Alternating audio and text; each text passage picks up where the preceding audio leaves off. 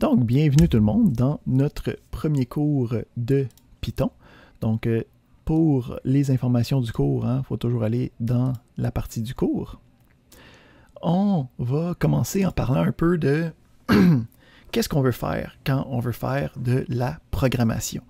Donc, le principe de la programmation, c'est d'être capable de résoudre des problèmes de nature numérique pour être capable de gérer habituellement des choses qu'on n'est pas capable de faire à la main. Il y avait une autre question ici, est-ce que le Zoom du labo, c'est le même du cours? Je vais essayer que oui, mais s'il y a des problèmes, je vais en créer un deuxième. Donc, regardez le dimanche, il y a 2 liens sur le Moodle, c'est qu'il faut aller dans celui-là du laboratoire. Donc, on veut régler des problèmes de nature numérique. Donc, pour être capable de faire ça, il va y avoir quelques éléments qu'il faut utiliser avec un ordinateur pour être capable de résoudre ces problèmes de nature numérique. Premièrement, il va y avoir toujours le principe d'instruction. Okay? Donc, le principe d'une instruction, c'est de dire « Hey, ordinateur, fais telle chose. Hey, ordinateur, fais telle chose pour moi. » Donc, les instructions en programmation, c'est l'élément de contrôle fondamental qu'on utilise pour dire à l'ordinateur « Fais quelque chose. Calcule-moi telle affaire. Dis-moi c'est quoi la réponse. Sauvegarde cette information-là. » Okay? Donc, les instructions, c'est ça nous on écrit, c'est ça que nous, on décide pour être capable de résoudre nos différents problèmes. Deuxième concept fondamental pour la programmation, c'est le principe de mémoire. Donc, quand on écrit différentes instructions, il va falloir être capable de dire « OK, ben prends le résultat de cette instruction-là, puis sauvegarde-la en mémoire. Prends le résultat de cette instruction-là, sauvegarde-la en mémoire. » Puis là, plus tard dans le programme, je vais pouvoir dire « Bon, ben prends l'affaire que tu as sauvegardée tantôt, puis utilise-le ici. Prends l'affaire que tu as sauvegardée ici, utilise-le, prends le nouveau résultat, sauvegarde-le en mémoire. » Donc, il faut être capable de gérer le principe de j'ai des instructions, puis les instructions vont travailler avec les éléments en mémoire. Ici, j'ai une question pour demander est-ce que la playlist sur YouTube va être public ou private pour savoir s'il faut qu'il active sa webcam. La réponse est bizarre parce que c'est public, mais je n'enregistre pas la conversation Zoom directement. J'enregistre seulement l'écran et ma face. Donc, même si tu actives ta caméra, tu ne te retrouveras pas sur YouTube. Si tu parles, par exemple, ça, je le laisse parce qu'habituellement, les questions sont pertinentes, mais je n'enregistre pas l'affaire en Zoom avec les faces à droite, là, OK? Donc, vous allez seulement voir la fenêtre que je partage. Mais par la voix, ça le dit. Vous allez aussi voir, c'est pour ça aussi que si vous me posez des questions dans le chat, je vais toujours répéter la question. Okay? Parce que si tu fais juste écouter la vidéo, tu ne peux pas savoir qu'est-ce qui a été écrit. Donc, je répète la question de vive voix pour nous aider à se garder la tête sur ses épaules durant cette situation difficile. OK, fait que on veut faire des programmes, on veut résoudre des problèmes, j'ai des instructions, j'ai de la mémoire, OK, je travaille avec les deux. Puis la dernière chose, ça va être le principe d'algorithme ou de contrôle de flux. Donc, d'être capable de dire, je veux cette instruction-là en premier, puis après ça, tu fais celle-là, après ça, tu fais celle-là, après ça, tu fais celle-là, après ça, tu fais celle-là. Donc, une fois qu'on a ces 3 éléments-là, on va être capable de faire des programmes qui sont capables de résoudre des problèmes de nature numérique. Fait que c'est ces fondements-là sur lesquels on va revenir aujourd'hui, puis sur lesquels on va dire, ben ça, c'est des instructions, ça fait partie de la mémoire, ça, c'est le contrôle de flux des algorithmes, OK? Donc, c'est les 3 éléments fondamentaux, c'est ça qui nous permet de créer des programmes. Il y a différents langages de programmation, OK? Puis quand on parle d'un langage de programmation, c'est de dire, j'ai une syntaxe spéciale, OK, comme d'écrire du français ou de l'anglais, qui va me permettre d'écrire des instructions que l'ordinateur va comprendre. Donc, dans ce cours-ci, on utilise le Python version 3, ou Python 3 tout simplement, qui va être utilisé, ça va être la syntaxe de ça, donc c'est quelqu'un qui a décidé de créer ce langage de programmation-là pour être capable de résoudre des problèmes de nature numérique. Puis pour s'éviter trop de problèmes, on utilise la plateforme de Replit. Donc Replit, c'est une plateforme qui nous permet d'écrire des programmes dans plein de langages de programmation. Donc, la chose qui va être importante, c'est à chaque fois que tu vas créer un nouvel environnement, que tu vas vouloir résoudre un nouveau problème, ça va être important de sélectionner Python quand tu crées ton nouvel élément. Fait que, comment est-ce que ça va marcher? On va avoir ici, dans notre fenêtre de REPL, une fois que tu t'es créé ton compte, donc ici, on peut voir que c'est mon compte à moi, tu vas pouvoir te créer des nouveaux REPL. Okay? Donc, il y a comme 18 millions de manières d'en créer un nouveau. Tu peux cliquer ici, tu peux cliquer en haut à droite sur le Python bleu, tu peux créer ici sur Python directement. Donc, toutes ces options-là sont capables d'en gérer. Tu peux aussi directement aller dans l'arborescence des différents projets que tu as, tu peux te créer un dossier. Moi, tu vois, je me suis déjà créé un dossier 9.12.56. Puis, on peut voir qu'on peut s'en créer des nouveaux à l'intérieur de ça ici. Donc, en cliquant sur le nouveau REPL. OK. Fait que, on va s'en créer un nouveau, puis on va commencer à essayer de travailler à l'intérieur. Fait que quand je clique sur New REPL, la partie importante, c'est de sélectionner le bon langage de programmation. On peut voir que des langages de programmation, OK, il y en a là long comme mon bras, mais heureusement, Python, c'est un des plus utilisés, donc il devrait être dans les favoris. OK? On peut ensuite créer le REPL. Puis, ça nous donne un environnement de travail complet. Donc, ça va nous éviter à devoir installer des choses, peut-être que ça n'a pas marché, et ainsi de suite. À partir de là, on va avoir 3 fenêtres principales, 3 onglets utilisables. Le premier onglet, c'est les différents fichiers du projet. Donc, on va revenir à ça bien plus tard durant la session. Pour l'instant, on va seulement avoir tout le temps juste un fichier dans lequel on va travailler. Fait que cet onglet-là ne sera pas vraiment utilisé. En fait, on peut même le dérober en cliquant sur le sous-menu de fichier qui l'enlève de notre chemin. Puis là, ici, on va avoir 2 fenêtres. Puis c'est ces 2 fenêtres-là qu'on va utiliser pour travailler en Python. La fenêtre de gauche, ça va être celle qui va recevoir nos différentes instructions. Donc, quand on va vouloir écrire un programme, on va aller écrire dans cette fenêtre-là les différentes instructions qu'on va vouloir utiliser dans notre programme. On a une deuxième fenêtre qui va être la fenêtre qu'on va appeler comme l'affichage. Donc, ça ici, ça me permet d'avoir un accès à ce qu'on appelle l'interpréteur directement. Donc, ça va me permettre d'envoyer une instruction qui va automatiquement et immédiatement être exécutée puis me donner le résultat. Donc, quand on travaille en Python, il y a 2 manières d'interagir avec. Donc, il y a la manière interactive, qu'on appelle le REPL. C'est pour ça que ça s'appelle REPLIT. Le REPL, c'est pour dire que ça read, evaluate, print, loop. Donc, c'est des termes fancy pour dire pas grand-chose. Vous allez voir, en informatique, une des affaires les plus importantes à comprendre au début, c'est qu'il y a plein de syntaxes, puis il y a plein de mots spéciaux qui existent en informatique et en programmation, mais c'est vraiment juste pour faire de l'élitisme. Donc, quand on rentre en programmation, il y a plein de nouveaux termes, puis une fois qu'on connaît les termes, on se rend compte que c'est pas si complexe que ça, ultimement. Donc, oui, il y a de la matière, mais si le monde ne savait pas ces termes-là, ou si on cachait pas ces termes-là, ben peut-être qu'on n'aurait plus de job. Fait qu'on garde les termes, on veut pas que personne comprenne. Fait que on a ici le REPL. Fait que le monde va dire, ah oui, j'ai utilisé mon REPL. Mais ici, c'est juste un acronyme qui me permet de lire mon instruction, évaluer l'instruction. Donc, quand on parle d'évaluer, encore une fois, mot fancy pour dire je trouve la réponse de. Donc, si, admettons, je te donne 5 plus 7, puis je te dis évalue-moi cette expression, ben, il faut juste que tu trouves la réponse de 5 plus 7. Après ça, on a le print, donc qui va afficher le résultat de l'évaluation.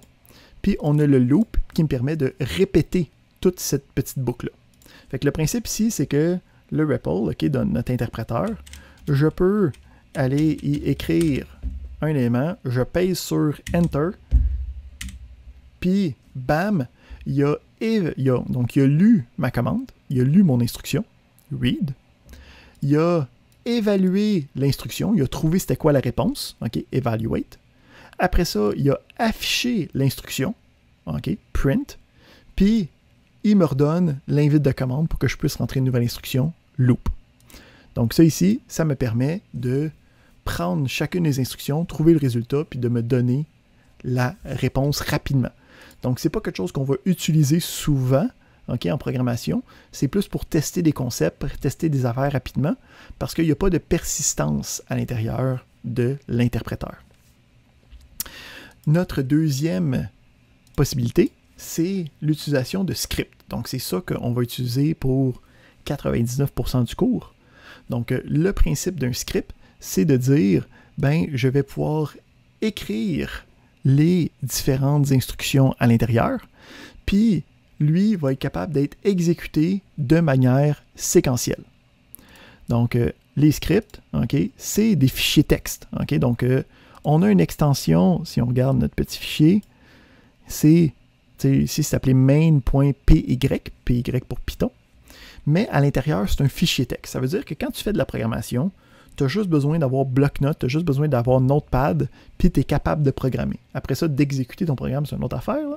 Mais le principe, c'est que dès que tu as accès à un éditeur de texte quelconque, tu es capable d'ouvrir tes différents programmes, de les regarder, puis de les exécuter. Fait qu'on a ce principe-là ici. On va regarder une première instruction pour être capable de gérer notre premier programme. Fait que comme première instruction, on va regarder l'instruction de la fonction print.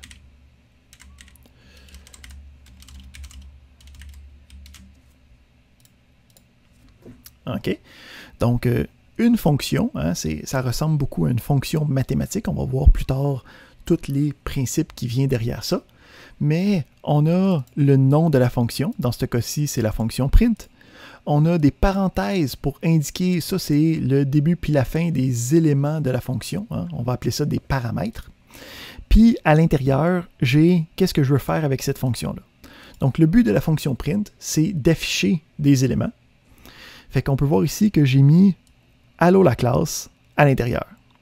Fait que là, j'ai une instruction. Je veux être capable d'exécuter mon programme pour exécuter cette instruction-là.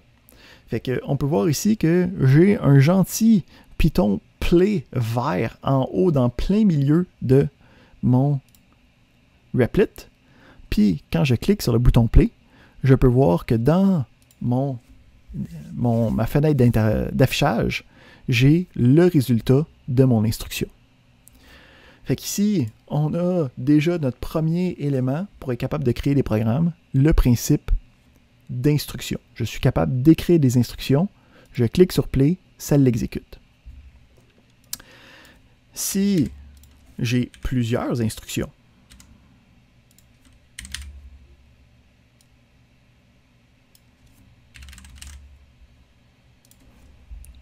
donc ici, j'ai une première instruction, j'ai une deuxième instruction. En ce moment, les instructions, c'est des fonctions print. Quand je clique sur le bouton play, je peux voir que les instructions sont exécutées de manière séquentielle.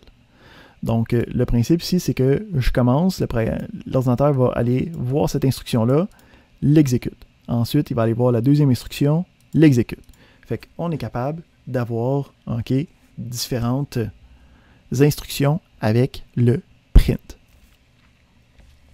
Quelque chose d'intéressant à mentionner, on va parler souvent de chaîne de caractères. Okay? Donc, quand je parle de chaîne de caractères, ou en anglais on appelle ça des string of characters, ou habituellement on diminue ça juste à des strings. Donc, quand on parle de strings en programmation, c'est des chaînes de caractères qui sont là pour être seulement du texte littéral. Donc, le but, c'est de ne pas être une instruction pour l'ordinateur. Le but, c'est d'être du texte, que je veux afficher, que je veux sauvegarder quelque part, du texte pur, du texte qui ne fait pas partie d'éléments fondamentaux de l'instruction. Ici, il y a une question de Charles. Donc, est-ce que c'est possible d'utiliser le REPL après l'utilisation du script? Le REPL reste disponible. Donc, si je reviens ici, puis j'écris des choses, ça va rester disponible.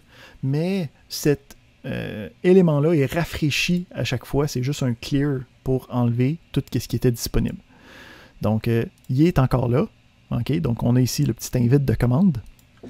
mais à chaque fois que je clique sur Play, tout l'élément est rafraîchi. Donc, on parlait des chaînes de caractères. Donc, on a une question ici qui fait, c'est quoi la différence entre les guillemets simples et les guillemets doubles? Excellente question. Donc, premièrement, on peut voir que quand on a du texte littéral, donc quand on a des chaînes de caractères, il faut les délimiter par des guillemets. Okay? Donc, le principe, c'est que si je n'ai pas ça, il va penser que c'est des instructions, puis il va essayer de les interpréter comme si c'était de la syntaxe de Python, puis là, ça va planter, puis il n'aimerait pas ça. Okay? Fait que si on se donne un exemple, si j'essaie d'exécuter ça, on va voir ici qu'il me dit il y a une erreur de syntaxe, c'est pas une syntaxe valide, parce que lui essaye d'exécuter ça comme si c'était d'autres instructions. Donc, en le délimitant avec des guillemets, on est capable de dire ça fait juste, c'est juste du texte pur, ok? Considère pas ça comme étant une instruction. On est capable d'avancer avec. Là ici, pour représenter des chaînes de caractères, il y a plusieurs manières de faire dans Python. Donc, on a vu qu'on peut utiliser des guillemets, mais je peux aussi utiliser des doubles guillemets. Ok? Tant que j'utilise la même chose au début, puis la même chose à la fin, ok? Il n'y a pas de différence. Donc ici, j'exécute ça, ça marche toujours. Donc, pourquoi est-ce que je voudrais utiliser l'un par rapport à l'autre? C'est que quand tu mets les délimiteurs, tu ne peux pas les utiliser à l'intérieur de la chaîne.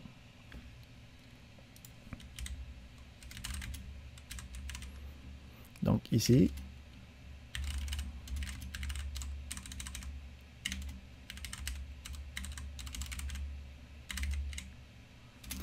on peut voir ici que si j'essaie de mettre le guillemet à l'intérieur, il n'est pas capable de comprendre que ce n'est pas la fin de la chaîne. Okay? Donc lui, il va essayer de trouver le premier délimiteur qu'il a vu au début. Fait qu'il est comme, ah ben voici un autre guillemet simple, fait que donc ta chaîne est terminée ici, mais non, je suis comme, non, ma chaîne elle s'est terminée ici, là, ça ne marche pas ton affaire. Fait que en modifiant le type de guillemet, on peut voir, là, ici j'ai mis un espace, on peut voir que je suis capable d'avoir un guillemet à l'intérieur.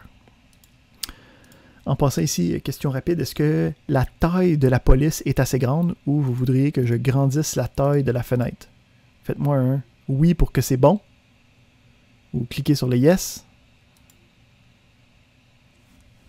Yes, c'est bon, on est bon, c'est bon, excellent.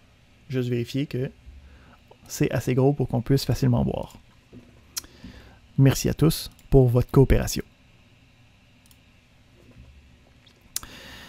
Fait qu'on est capable d'avoir différents types de délimiteurs de chaînes de caractères.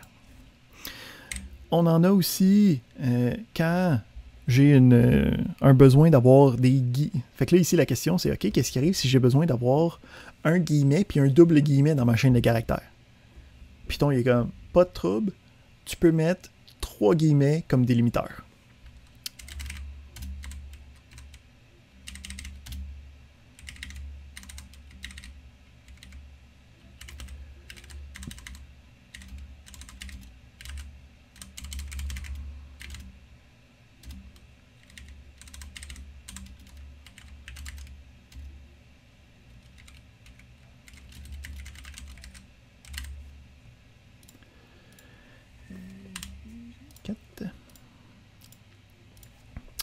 Ici, en passant, c'est tout sur la même ligne.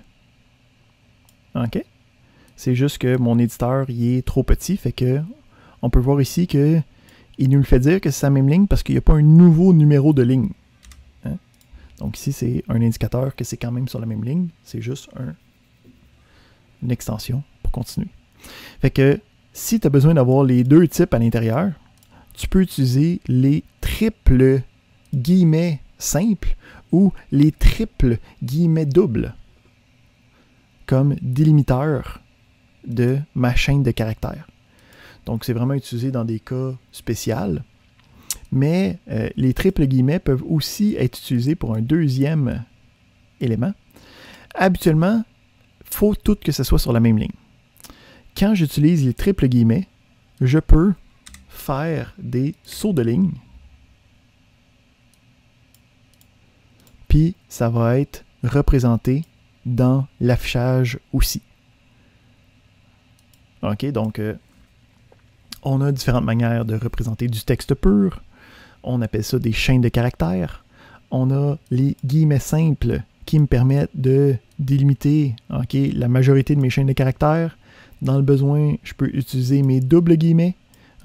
Puis dans le vraiment besoin, je peux utiliser les triples guillemets simples ou les triples doubles guillemets à l'intérieur de mon problème.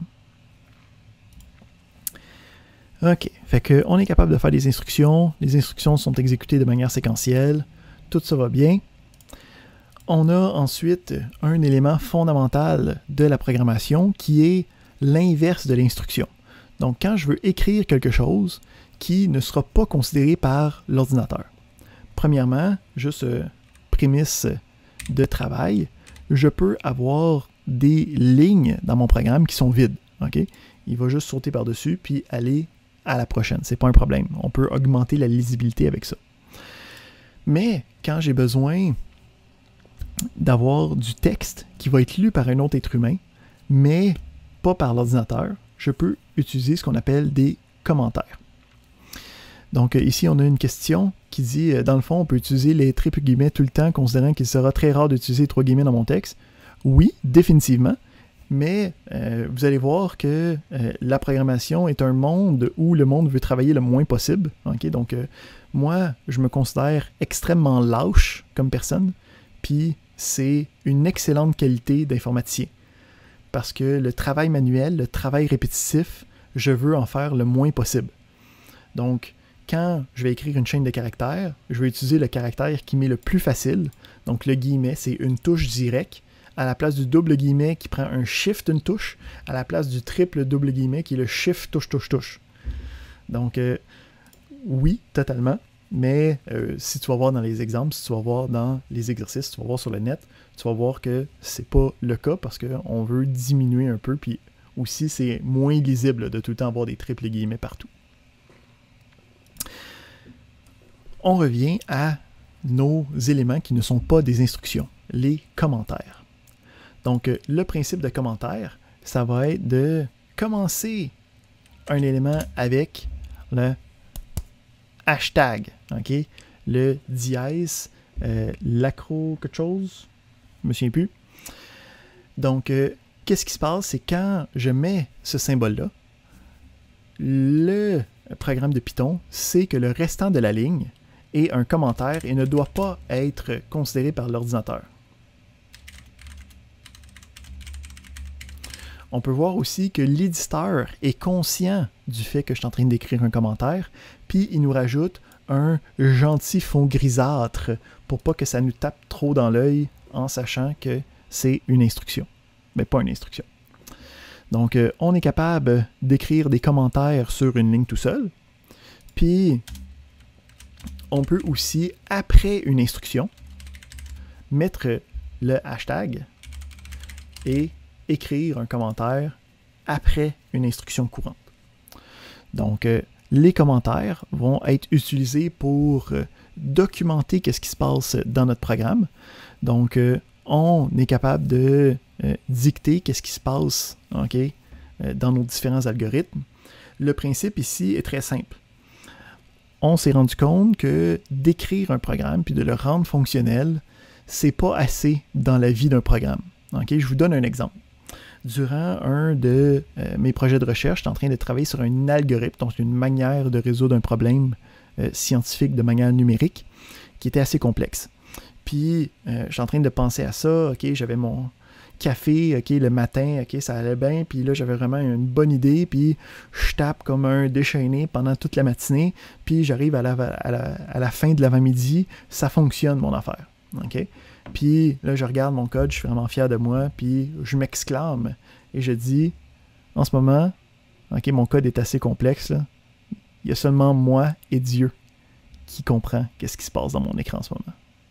Fait qu'avec toute cette fierté, je sors, je m'en vais au Subway en haut de l'UQAM, le pavillon des sciences. Là. Fait que je m'en vais au Subway, je mange mon Subway, je retourne dans le laboratoire de recherche, j'arrive devant mon programme, et je regarde mon programme, je m'exclame. Il y a seulement Dieu qui comprend qu'est-ce qui se passe dans mon programme en ce moment. Juste le temps d'aller dîner, j'avais perdu le fil d'idées, la manière que j'avais interprété le problème, puis je comprenais plus qu'est-ce que j'avais fait pour être capable de me rendre jusqu'à ma solution. Donc, le but des commentaires, c'est d'éviter cette situation fâcheuse. Donc, les commentaires vont être là pour exprimer, OK, qu'est-ce qu'on est en train de faire avec l'algorithme, qu'est-ce qu'on est en train de prendre comme décision dans notre programme pour nous aider à revenir, OK, pouvoir ajouter des choses, revenir, pouvoir trouver des problématiques inhérentes, des bugs dans notre programme, ou tout simplement, si, mettons, on travaille en équipe, que d'autres personnes soient capables de constater qu'est-ce qu'on est en train de faire et de comprendre qu'est-ce qui se passe. On voit aussi que on a un petit élément additionnel. Ici, le print est utile pour afficher des chaînes de caractères, certainement, mais on peut avoir à l'intérieur du print des expressions. Donc, le principe d'une expression, c'est d'être capable de dire n'importe quoi qui va me donner une valeur finale. OK? Donc, je peux directement afficher, mettons, la valeur 7. Okay? Donc, la majorité des expressions qu'on va utiliser, ça va être des expressions numériques. Hein? Ici, il y a des expressions textuelles, des strings, mais ici, il y a une expression numérique qui est quand même capable d'être affichée. Puis, à partir de là, je peux même écrire OK, un petit problème, OK, où il va évaluer l'expression. Donc, encore une fois, une expression, c'est un mot-clé qu'il faut comprendre, puis tout de suite identifier à qu'est-ce que ça veut dire. Là. Une expression, c'est quelque chose qui va me donner une forme finale, OK, statique. Donc, que ce soit une valeur directe, que ce soit une chaîne de caractères, que ce soit le résultat d'une opération arithmétique, d'une opération mathématique. Donc, le print est capable d'afficher des expressions. On peut voir ici que ça a résolu l'expression, puis ça m'a donné le résultat. Ici, les espaces ne sont pas obligatoires, c'est seulement pour la lisibilité. OK?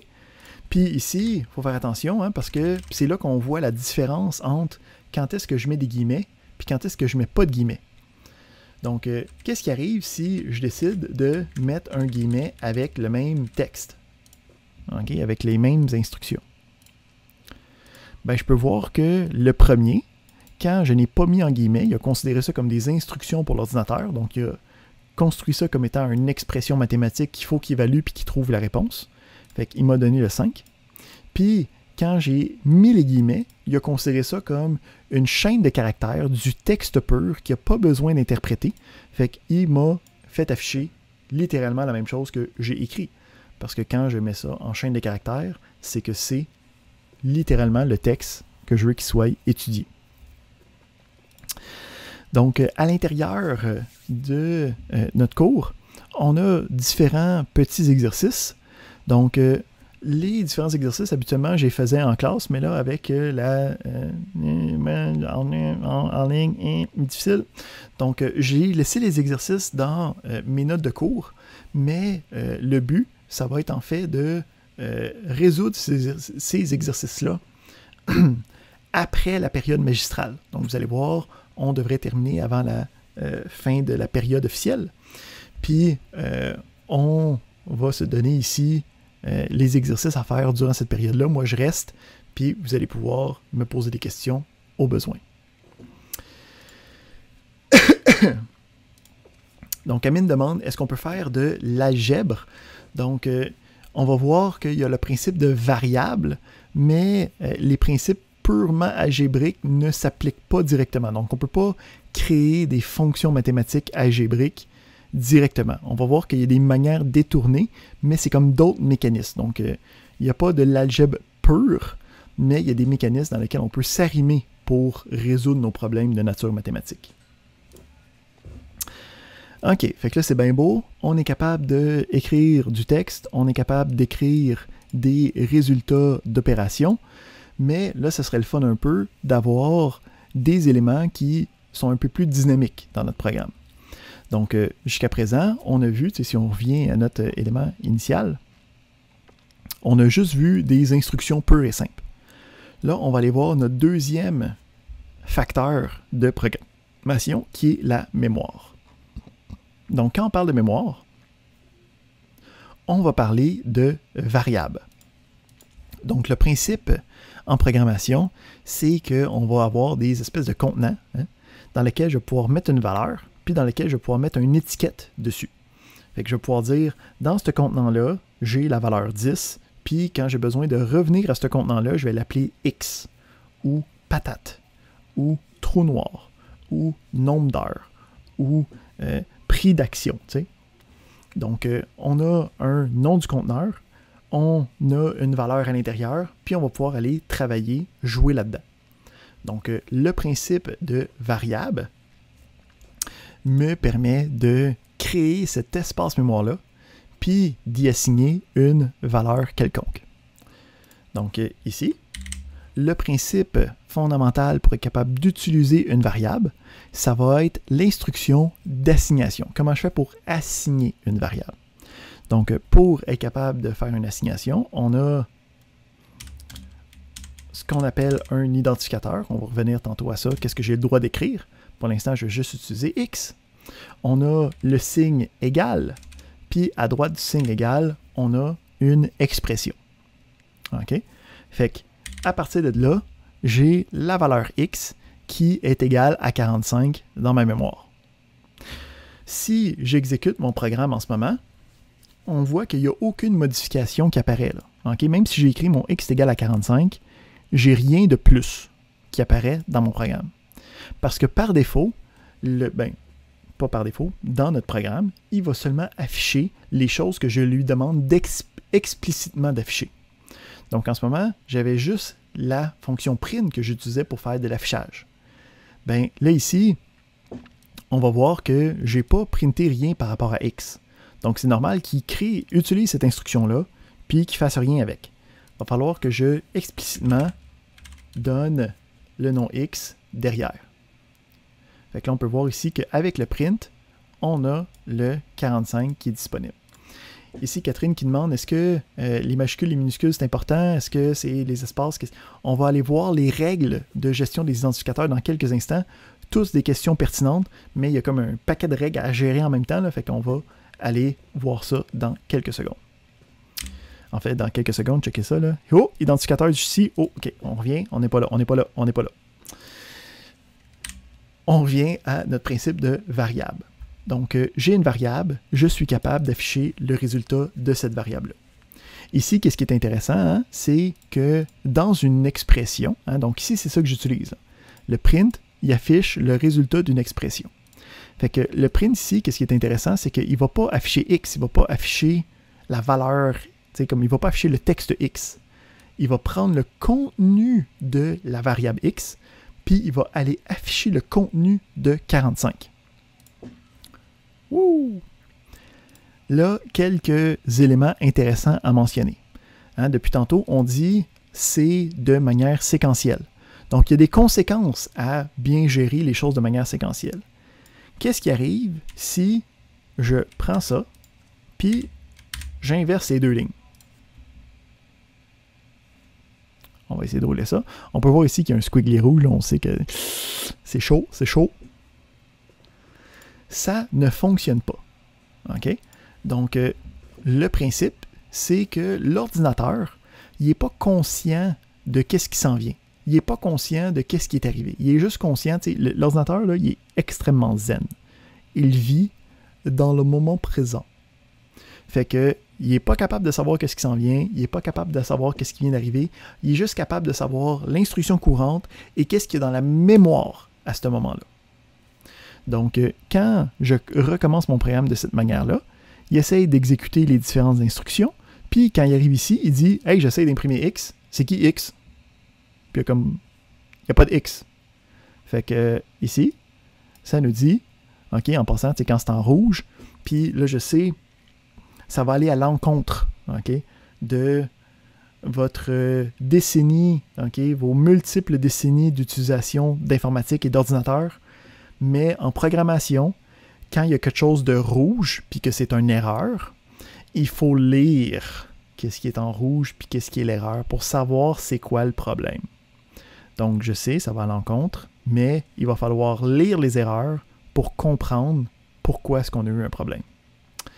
Fait qu'on peut voir ici, ligne 14, on voit que c'est à la ligne où c'est qu'il y a un print X, puis ça me dit, oh, le nom X n'a pas été défini encore. Donc, c'est une variable qui n'a pas encore été assignée. Je ne suis pas capable de l'utiliser. Retourne à la petite école pour savoir comment ça marche la programmation. Parce que maintenant, rendu au primaire, au secondaire, ils sont rendus à avoir des cours de programmation. C'est juste nous autres qui traînent. Donc, on revient en arrière. Ça va bien. On est content. Deuxième chose à comprendre, c'est que quand j'écris l'expression ici, l'expression, on dit que c'est quelque chose qui a un résultat final. Ça veut dire que je peux mettre ça plus fancy. Donc, je peux écrire x plus 3, puis ça va m'afficher 48. Ça va prendre la valeur courante de 45, ça va additionner à 3, puis c'est le résultat de ça qui va être affiché dans 48. Même chose, quand je fais l'assignation, on a dit, hey, quand je fais une assignation, j'ai l'identificateur, le nom de la variable à gauche, j'ai un égal, puis à droite, j'ai l'expression qui va être assignée. Ben là, ici, j'ai juste mis une valeur, mais je peux très bien dire c'est 30 plus 10. OK? Donc, ça va prendre le résultat, ça va l'assigner dans mon élément, puis c'est cet élément-là qui va être utilisé dans mes prochaines opérations qui utilisent cette variable-là. OK? Donc ça veut dire que si je me fais une autre variable, ben, puisqu'on a vu que ça, c'est une expression, que quand on utilise une expression, on peut utiliser le contenu d'une variable déjà déclarée, puis que dans l'assignation d'une variable, je peux utiliser une expression. Si on mélange tout ça ensemble, on va voir qu'on peut écrire x moins 5, ou moins 4, puis je peux afficher y rendu ici, pas de problème. OK? Donc, ici, deux questions fortement pertinentes. On a Mathieu qui demande est-ce qu'on peut écrire il y a X chiens? On va voir un petit peu plus tard. Attends, je l'ai-tu mis quelque part? Ouais, on va voir un petit peu plus tard comment avoir de la meilleure gestion de texte. Okay? Donc, il demandait s'il y a X chiens, puis à la place du X, j'aimerais savoir le 45 de tantôt. Oui, c'est possible. On va le voir dans un petit peu. Autre question de Aminé, est-ce que là, tu mets ton affaire à gauche puis tu dis égal les affaires à droite, est-ce que je peux faire l'inverse? OK? Non, tu ne peux pas. OK? Puis ça, c'est la première règle que tu vas briser. J'ai dit que tu as 1000 erreurs à faire avant la fin de la session. Là. Il y en a au moins 10 là-dedans que ça va être une erreur de barre d'assignation. L'identificateur est à gauche, l'expression est à droite. Tu n'as pas le droit de fucker ça. Pourquoi? Parce que qu'est-ce qui arrive quand j'écris ça?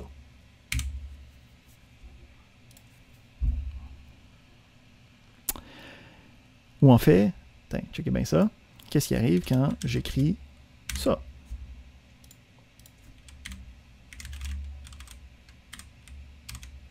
Une pierre, deux coups.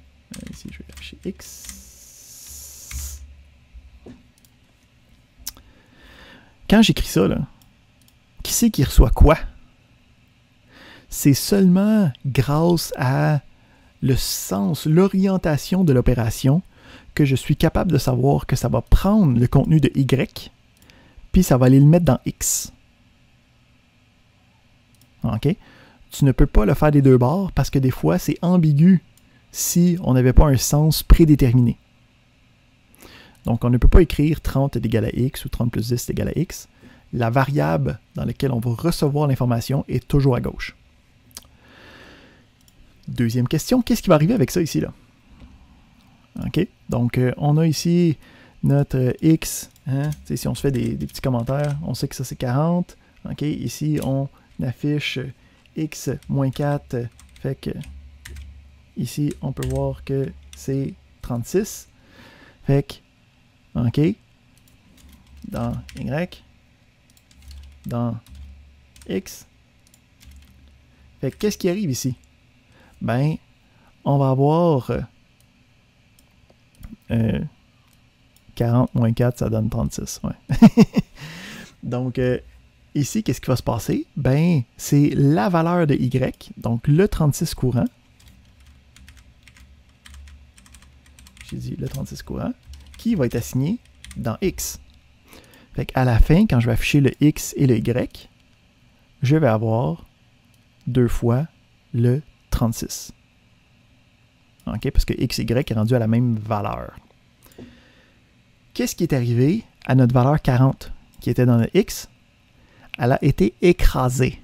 Okay? Elle n'existe plus. Elle est perdue à tout jamais.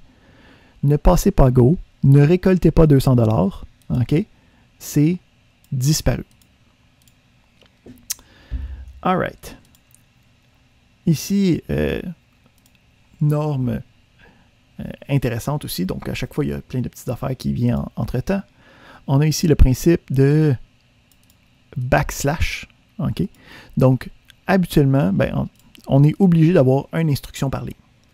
Si j'ai une instruction qui commence à être très longue, puis que je ne veux pas que ça prenne 50 millions de colonnes, je peux avoir le backslash qui va faire en sorte que l'instruction va se continuer sur la ligne subséquente.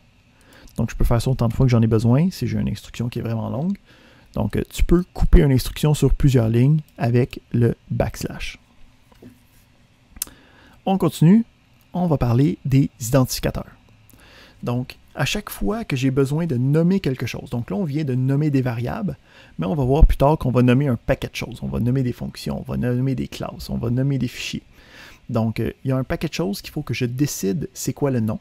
À chaque fois que j'ai besoin de décider c'est quoi le nom de quelque chose, il faut se créer ce qu'on appelle un identificateur. Donc, le but de l'identificateur, c'est quelque chose qui va être unique, un nom unique, nulle part d'autre utilisé dans mon programme, qui va être capable d'identifier l'élément que je suis en train de créer. La variable, la fonction ou n'importe quoi d'autre qu'on va voir en cours de chemin. Donc, quand on travaille avec les identificateurs, c'est important de comprendre c'est quoi qui est possible. Donc, qu'est-ce qui est permis dans les identificateurs? Les caractères alphanumériques, ça veut dire de A à Z et de 0 à 9. Puis le tiret bas.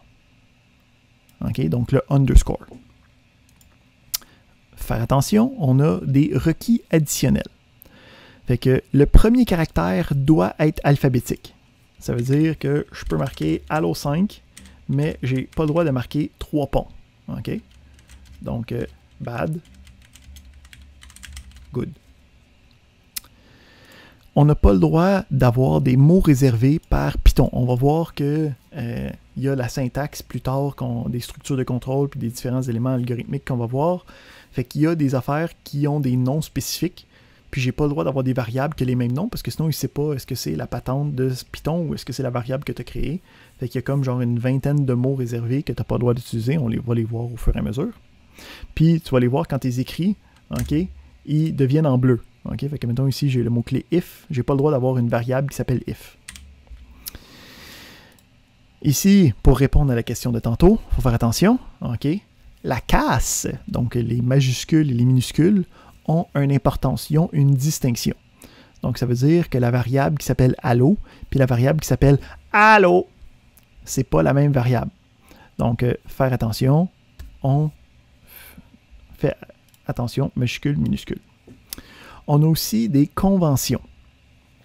Donc, quand on va parler de conventions, ça veut dire que ce n'est pas des règles sur le fonctionnement, ce n'est pas des règles de la syntaxe, on n'est pas obligé de le faire. Mais en tant que programmeur, on se donne comme règle entre nous autres qu'on va tous faire ça. Comme ça, on sait tout de suite identifier quelque chose plus rapidement. On est capable de plus facilement lire le code d'autres. Donc, on est capable de mieux s'entretenir en tant que communauté d'informatique. Donc, en tant que convention, on va dire que on va utiliser ce qu'on appelle le camel case. pour écrire des identificateurs. Ce que ça implique, ça, c'est quand, mettons que je veux avoir une variable qui s'appelle nombre de jours. Ben, nombre de jours, premièrement, je ne peux pas mettre des espaces, hein, parce que les espaces, ce n'est pas un des caractères permis. J'ai le droit à des lettres, des chiffres, puis le tiret bas. Fait que pas d'espace, pas de point, pas de tiret, pas d'apostrophe, rien de ça. OK? Des lettres, des chiffres, des tirets bas. Fait que nous, ce qu'on va avoir, c'est on va utiliser des lettres minuscules pour chacun, pour le premier mot. Puis, à la place de changer de mot avec un espace, je vais identifier le changement de mot avec une majuscule. OK. Donc ici, on a nombre de jours égal à 5. Ça nous permet de voir qu'est-ce qui se passe avec ça. OK? Donc, on est capable de gérer ici des éléments. Parfait. Ici, en passant, il y a un deuxième exercice. Les réponses des exercices vont être mises sur le site de cours le lendemain du cours. Donc, après la période, je vous laisse du temps pour travailler là-dessus.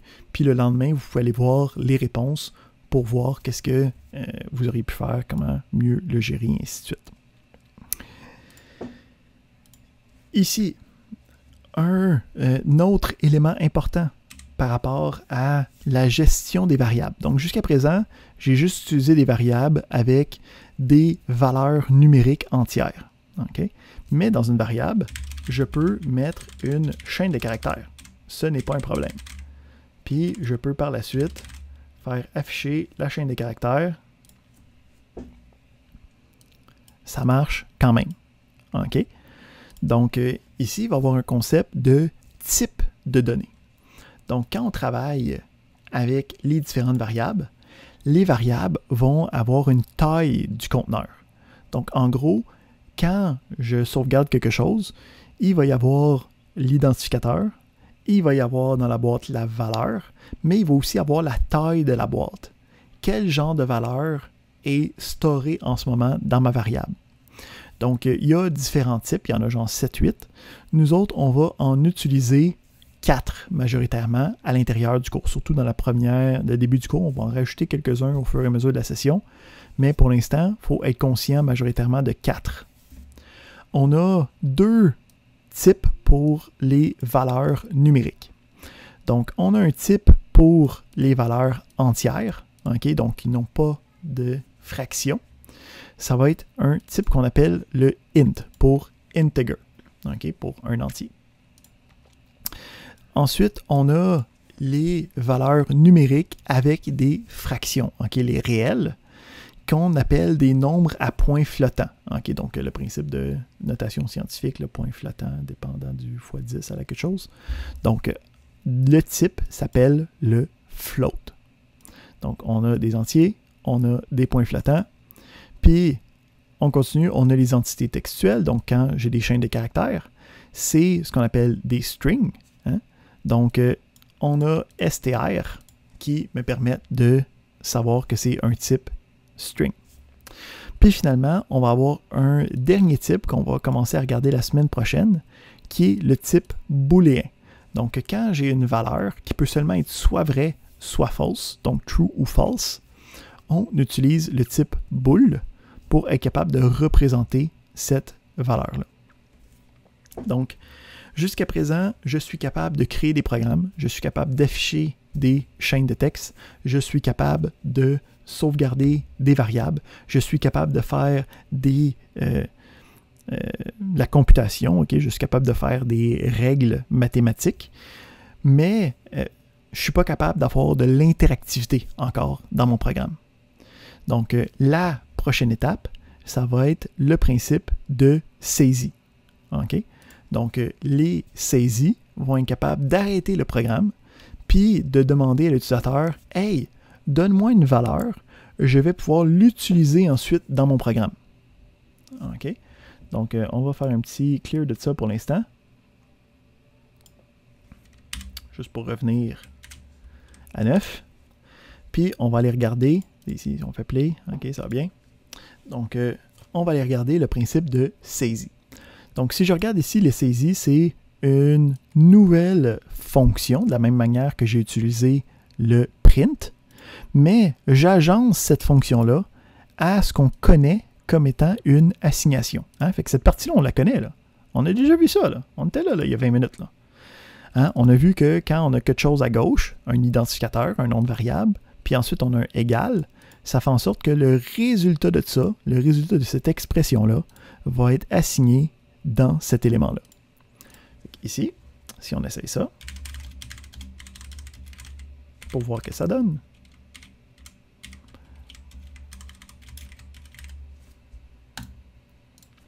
Fait qu'ici, qu'est-ce qui va être important de voir, c'est l'invite de commande. Donc, quand je roule ça, je peux voir en ce moment qu'il n'y a pas d'invite de commande. Okay? Donc, ça veut dire qu'il n'a pas terminé mon programme. Je peux voir aussi que le Python Play n'est pas revenu là. Là, j'ai un Python Stop pour dire il est en train d'exécuter le programme. Là. Pourquoi? Parce que le input, ça va arrêter notre programme, puis ça va attendre qu'on tape une information pour donner de l'information à mon programme. Fait que ici, je peux taper et peser sur Enter, puis cette information-là va être envoyée ici dans le input. Fait qu'ici, ensuite, je fais un print de la chaîne, puis là, j'exécute ça. Ça me dit du texte, je dis « Bonsoir », je pèse sur Enter. L'information que j'ai tapée est envoyée dans le input, puis c'est donc assigné à mon élément. Puis à partir de là, ça l'imprime la chaîne, okay, qui est le même texte que j'ai rentré. Ça va jusqu'ici? On a un problème qui va survenir quand on va commencer à vouloir saisir des valeurs numériques. Okay? Fait que ici, je vous donne un autre exemple. Okay? J'ai du texte, mais je peux rentrer ici, admettons, oups, juste une valeur directe. C'est pas un problème. Fait que ici, j'ai ma chaîne, puis là, j'aimerais ça dire, admettons, chaîne plus 4. Plus 5. Quand j'essaie ça, on va voir que ça ne me donnera pas qu'est-ce que je pense. Fait que, mettons ici, je marque 5. À quoi je m'attendrais dans le résultat du print?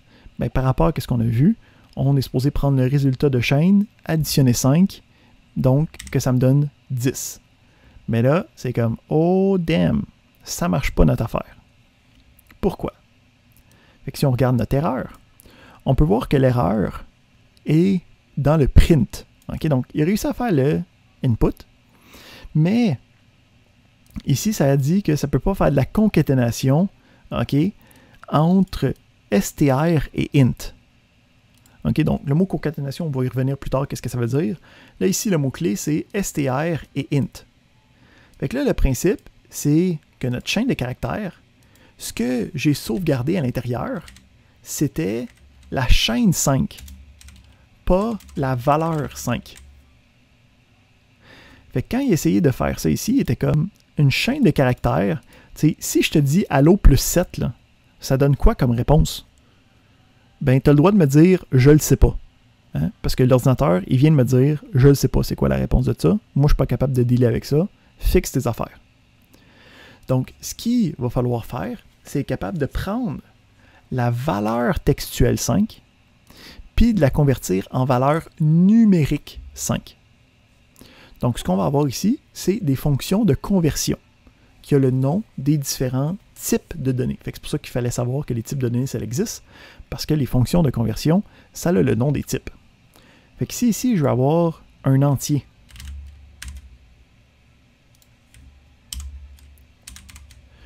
Je peux utiliser ici ma fonction input dans une fonction int. Puis là, à ce moment-là, quand je reroule ça,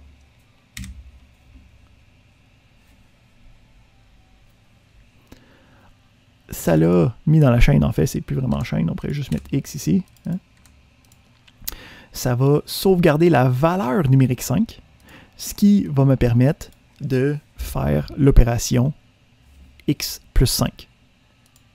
OK?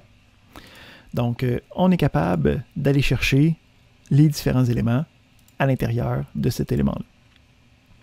Troisième petit exercice, encore une fois, à la fin de la période. Okay? Puis si vous voyez, là, dans ma barre de défilement, là, il ne nous en reste plus grand-chose. Okay? Fait que après ça, vous allez pouvoir faire les exercices. On va aussi regarder ensemble comment traiter les exercices, comment moi je traite les exercices avec Zoom. Fait que, un troisième exercice, OK? Les différents exercices, c'est toujours le même qu'on construit. Fait que c'est important de faire le premier, après ça faire le deuxième, après ça faire le troisième. En gros, on essaie de trouver, de faire une calculatrice de salaire hebdomadaire. Okay? Donc, à partir d'un nombre d'heures travaillées puis un salaire horaire, on voudrait savoir c'est quoi ton salaire hebdomadaire. Dernier élément de la journée, on va travailler avec le print souvent, puis souvent on va vouloir avoir des fonctionnalités qui est un petit peu plus fancy. Okay? Fait que tantôt il me disait comment je fais pour dire il y a un chien, puis avoir une valeur à l'intérieur de ça. Ben, le print peut délimiter différentes versions. Okay? Donc ici le print, je peux mettre des virgules entre différentes valeurs. Puis, ouais, on va arrêter notre input. Puis, lui, ce qu'il va faire, c'est qu'il va afficher chacun des éléments avec un espace entre chacun. OK? Fait que si on devait prendre notre tantôt, c'est qu'on avait un x qui est égal à quelque chose, ben, je peux très facilement remplacer mon élément par ma variable à l'intérieur. Puis après ça, les autres éléments, c'est des expressions, mais ce n'est pas obligé d'être des expressions numériques. Donc ici, on a ceci est la valeur de x. Puis après ça, on pourrait écrire un point d'exclamation.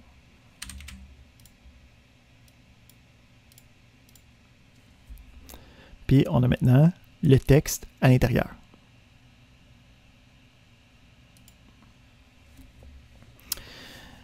Ici, Martin, fais attention à la manière aussi, quand tu écris le texte, tu veux peser sur Enter, puis n'oublie pas d'avoir le print. Hein? Tantôt, on avait un print après notre input, qui est important. Donc, on va revenir un instant.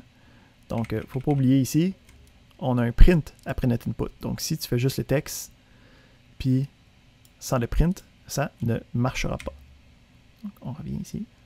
Au pire, on arrive à la fin, fait qu'au pire, tu pourras me demander personnellement voir qu'est-ce qui se passe quand tu vas essayer les exercices. Donc, on est capable d'avoir qu'est-ce que Mathieu demandait tantôt, un affichage dans lequel, dans l'affichage, on a des informations qui viennent de variables. On a aussi un autre élément qui est intéressant. Quand on est à l'intérieur d'une fonction, okay, tantôt on avait dit que habituellement les instructions, tout se passe sur une ligne, mais souvent, quand on est à l'intérieur, ça va prendre plus de place. Fait que ce qu'on peut faire, c'est quand je suis à l'intérieur d'une fonction, je peux faire des sauts de ligne, ok? Puis ça va marcher quand même. OK? Donc, à l'intérieur des parenthèses d'une fonction, je peux faire des sauts de ligne entre les différents éléments. J'aurais pas le droit de le couper en plein milieu de la chaîne de caractères, ça ne marche pas, mais entre les différents éléments, ça va fonctionner. Dernière chose à voir par rapport à notre ami print, ça va être les caractères d'échappement. Fait que des fois, je vais afficher des choses qui n'ont pas d'homologue direct avec un caractère. OK? Fait que, admettons ici, je veux écrire OK, allô, puis j'aimerais ça que ça soit bonsoir sur une autre ligne. OK, fait que j'aimerais ça que ça soit écrit allô, bonsoir. Bon, je pourrais avoir deux prints, là, mais gardez, OK, le suspension of disbelief pendant un instant. Donc, j'ai pas le droit d'avoir, OK, juste un saut de ligne en plein milieu. Fait que je peux utiliser un symbole spécial qui va me permettre de dire « mets une nouvelle ligne à cet endroit-là ». Donc, ce symbole spécial-là, c'est ce qu'on appelle un caractère d'échappement. Donc, ça commence avec un backslash, puis après ça, j'ai une lettre qui m'indique quel est le symbole spécial que je veux utiliser. Fait que j'utilise le backslash n pour être capable de représenter un saut de ligne. OK? Si j'ai, encore une fois, des guillemets, puis je veux afficher un guillemet, puis ça ne me tente pas de convertir ça en double guillemet, OK? J'ai aussi la possibilité de mettre un backslash guillemet. Donc, le backslash guillemet me permet d'avoir un guillemet simple directement. Même principe avec le backslash double guillemet, OK? Aussi disponible. On a aussi le backslash T qui est disponible, qui va me faire une tabulation. Fait qu'habituellement, c'est un espace, OK? Un paquet d'espace qui me permet de faire ça. Puis finalement, il faut faire attention parce que si on a juste un slash tout seul, souvent, si, admettons, je voudrais afficher /n, mais je veux afficher le n, je veux pas que ça fasse un saut de ligne, je veux afficher le n. Ce qu'on peut faire, c'est, OK, puis on va voir que c'est une réponse facile en informatique, là. Quand on est dans un problème de comme on ne sait pas trop comment interpréter parce qu'il y a plein de possibilités, puis comme nos règles s'entremêlent, on fait juste rajouter de la même chose qu'on vient de faire. Fait que pour afficher un slash tout seul, je peux mettre un double slash, puis après ça, ben, le n tout seul, il continue, puis il se fait afficher normalement. Fait que aujourd'hui, on a été capable de voir les principes fondamentaux d'un programme en Python. Hein. Donc, on a des instructions. On est capable d'écrire différentes instructions. On a vu la fonction print qui me permettait d'afficher du texte, qui va aussi être capable d'afficher des expressions générales, donc autant des variables que du texte qui peuvent être dans des variables. On a vu le principe de chaîne de caractères, donc quand on a du texte pur et simple qui n'est pas des instructions à être évaluées par l'ordinateur, on appelle ça des chaînes de caractères, okay, des strings. Puis, quand c'est le cas ici, on a différentes manières de représenter les strings. Donc, soit délimité par des guillemets simples, soit par des guillemets doubles, soit par des triples guillemets simples, soit par des triples guillemets doubles. On peut aussi, quand c'est des triples guillemets, faire des sauts de ligne qu'on n'a pas le droit habituellement. On a les commentaires qui me permettent d'avoir du texte qui ne sera pas interprété par l'ordinateur, qui ne sera pas exécuté par l'ordinateur. On a le principe fondamental de variable. Donc, d'être capable de prendre un élément, de le mettre en mémoire, de le sauvegarder là pour utilisation future. Donc, on a vu que la variable est déclarée à gauche. On a une assignation avec le égal. Puis ici, il faut faire très attention là, parce que le égal en programmation puis le égal en mathématiques ne veulent pas dire la même chose. Hein. L'assignation, c'est une opération instantanée. C'est pas comme une règle qui vient avec. Là, okay? Donc, il faut faire attention à ce concept-là.